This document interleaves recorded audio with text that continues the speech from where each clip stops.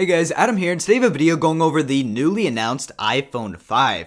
So the new iPhone was officially announced today at Apple's September 12th event, and it's called the iPhone 5, which is kind of strange because it's not actually the 5th iPhone, it's the 6th iPhone if you guys count. But most people have been calling it the iPhone 5 for the past, year, so Apple just decided to call it the iPhone 5, even though it's the 6th iPhone. So the new iPhone 5 has a complete redesign compared to the iPhone 4 and 4S. Those two devices did have the same design, and the iPhone 5's design is kind of the same.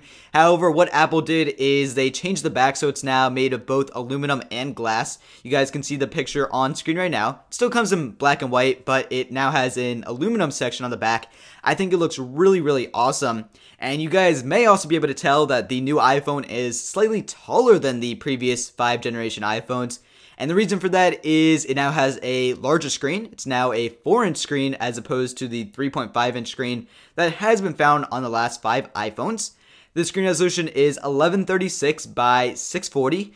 And one thing to note here is since it's by 640, which is the same screen resolution width as the last 2 iPhones, is the screen is not any wider than the iPhone 4 and 4S's. It's just a simply taller screen, and it's now 16 by 9. And one thing to mention here is it's still retina. It's still 326 pixels per inch, which is pretty cool. Moving on to the camera, the new iPhone still sports an 8 megapixel camera with an f2.4 aperture, but there's now a panorama mode, which is pretty cool. And one thing that was updated regarding the camera is the front-facing FaceTime camera. It's now HD, which is something that I've always wanted. The new iPhone also has an A6 chip, which means it has 2 times faster CPU performance than the iPhone 4S, as well as 2 times faster graphics. There's now 3 microphones, a 20% smaller speaker along the bottom. The headphone jack is now located on the bottom as opposed to on the top on the iPhone 4S.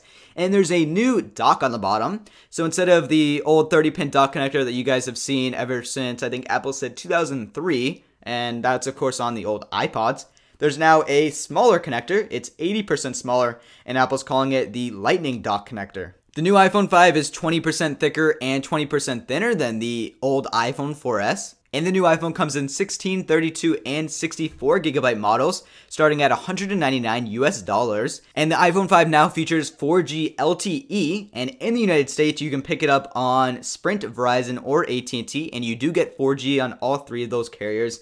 But unfortunately, it did not come out on T-Mobile in the US, but it is on the other 3 major carriers. You can pre-order the new iPhone 5 starting on September 14th, and you can pick it up in stores on September 21st. So if you guys enjoyed this video, be sure to leave a like rating down below, and be sure to subscribe because next week on September 21st, I'm going to have a load of new iPhone 5 coverage, as well as coverage on the new iPod Touches, iPod Nanos, and I'm actually going to have a video on those 2 new devices later today, so stay tuned. Anyways guys, thanks a lot for watching.